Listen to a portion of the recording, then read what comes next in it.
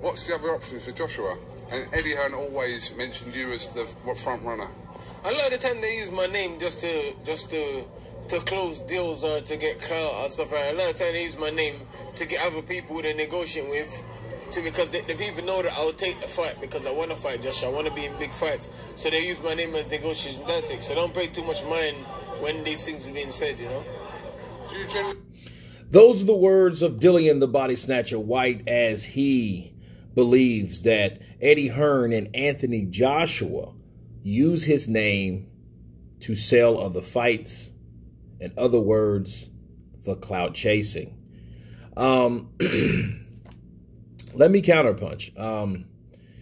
There is a trend with Dillian Whyte since 2019 that he was always mentioned. Even in 18, honestly, because if you look back in 18, when he knocked out Derek Chisora in the 11th round, you know, his name was yet again a front runner. It was like that in 18. It was brought up again in 19.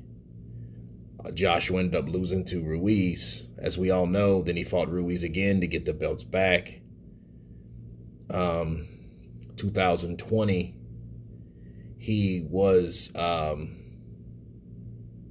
mentioned again in other people's mouths, including like Tyson Fury, because by that time Tyson Fury was like, hey, he deserves a shot, you know. And then of course, you know, Dillian Whyte had his own battles, trials, and tribulations. So now once again he's been mentioned this year before the Usyk fight was finalized.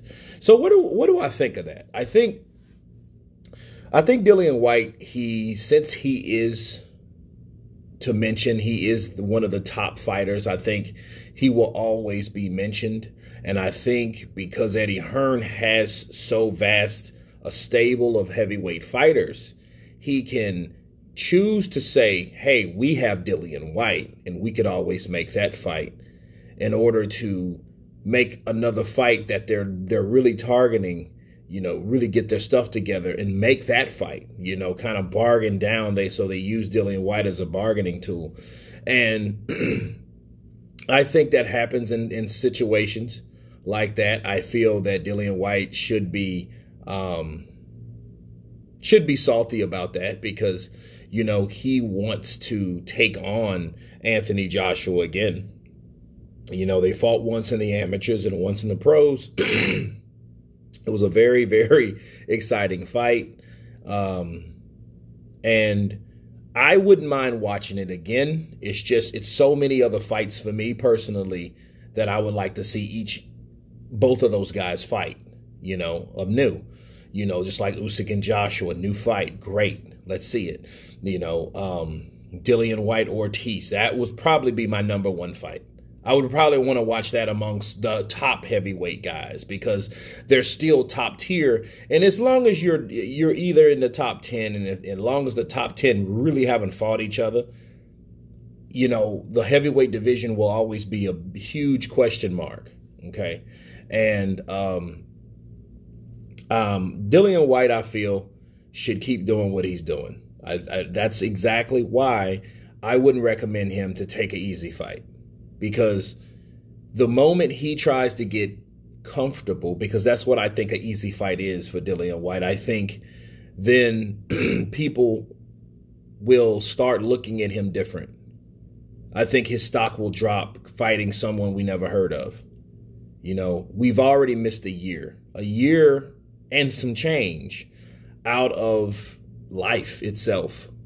So to see a fight like that, because of the pandemic, because of this, because of that, I think we need to see the best fights as soon as possible. Okay. So I think Dillian Whyte, for that reason, his name is being thrown around to make other deals about other fighters. I think that's one of the reasons why he needs to up the ante, or really maintain the same type of competition. Let's get an Ortiz now. Let's finally crack that open.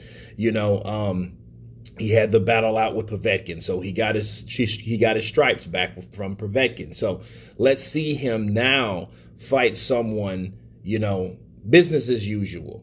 Okay, that's what I say about Dillian Whyte.